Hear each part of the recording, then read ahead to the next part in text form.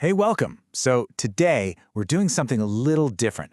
We're not going to be breaking down some huge, complex story. Instead, we're going to dig into a single, powerful sentence. Just one idea that's so counterintuitive but so profound, it might just change how you look at every single challenge you face from here on out. All right, let's get into it. Here it is, this line from the incredible industrialist Ratan Tata. Just let it sink in for a second. The greatest pleasure is trying to do something that everybody says could not be done. You know, this isn't just some feel-good quote you'd see on a poster. It's literally a blueprint for a kind of fulfillment that most of us are chasing. But it's kind of a puzzle, right? Why would the deepest, most profound joy come from taking the absolute hardest path? Well, let's break it down piece by piece. Okay, so first up, let's tackle that very first word, pleasure. Now that's a word we all think we know, but in this context, well, it means something completely different. This is what we usually think of, right? This is the textbook definition. Pleasure is comfort. It's that feeling of kicking your feet up, having a great meal, an easy win at work. It's when things just go smoothly, exactly according to plan. But that is definitely not the kind of pleasure we're talking about here. Think of it like this. There are two very different paths to joy. On one side, you've got that conventional joy. You know, the kind that comes from comfort, from knowing how things are going to turn out. And it feels good for sure, but it's often kind of fleeting. Then, on the other side, you have what Tata calls the greatest pleasure. And this is a joy that is forged in the fire of struggle, uncertainty, and a massive challenge. It's not about feeling good in spite of the difficulty. It's about this deep fulfillment you feel because of it. That's the stuff that really builds who you are. And notice, he doesn't just say a pleasure. He's very specific. He says the greatest, the absolute top. What he's telling us is that the easy path, as nice as it feels, it can never, ever deliver that same depth of satisfaction as overcoming something genuinely hard. So if that deep pleasure is found in the challenge, then the next piece of this mindset is all about how we approach it. And it's not about what you achieve, it's about the attempt. The key word here is trying. Man, this is such a critical difference. The quote doesn't say the greatest pleasure is doing the impossible. It says it's in trying, and there is so much freedom in that idea. It totally flips the script. It shifts your focus away from the crushing weight of succeeding or failing and puts it onto the process itself.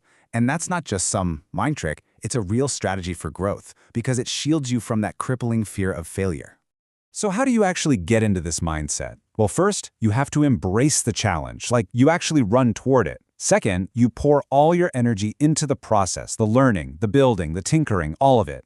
And third, and this is the tough one, you detach from the outcome. Whether you win or lose in the end, it almost doesn't matter as much as the growth you get along the way. The work itself becomes the reward. Let's just sit with that phrase one more time. The joy is in the attempt. It's about being in the arena, wrestling with the problem, not necessarily standing on the winner's podium. This is where real resilience comes from. Not from dodging hits, but from learning how to just keep moving forward while you're in the thick of it. It's a muscle, and it's built through that process. All right, now for the final ingredient, the one that really adds the spice. This is the external resistance, that chorus of doubt from the outside world telling you it's a crazy idea and it just can't be done. And who is everybody really? Sometimes it's the experts, right? The people who are supposed to know. Sometimes it's our friends, our family, and they're just trying to protect us. But you know what? A lot of the time, the loudest voice is our own inner critic, just echoing all those doubts we hear from the world. That little phrase, everybody says, carries a ton of weight. And we have to be honest with ourselves. This is the real fear. This is the risk. What if you pour your heart, your soul, everything you have into something, and it turns out everybody was right all along? That thought alone can be completely paralyzing.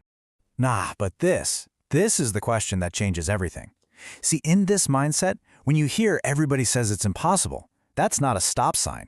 It's a signpost. It's a giant flashing arrow telling you that you're on a path that's genuinely new, a place where a real breakthrough could happen, precisely because no one else even thinks it's possible.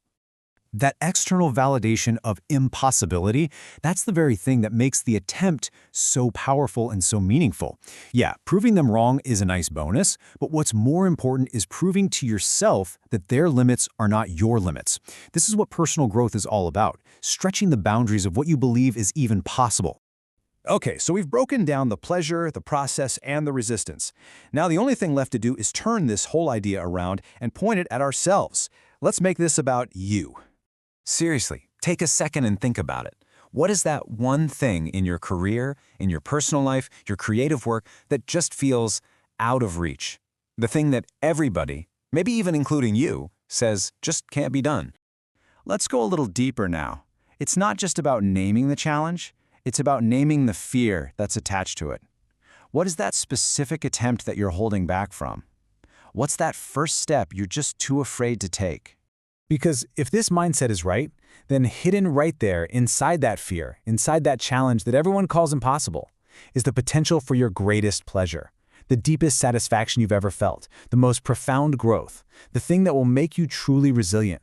It might just be waiting for you on the other side of simply trying. And so we end right where we started, but hopefully with a totally new understanding. This isn't just a quote, it's a challenge. A challenge for you to redefine your relationship with difficulty, to see skepticism not as a wall, but as an invitation to go find the incredible joy that only exists in the heart of the impossible. So what will you try?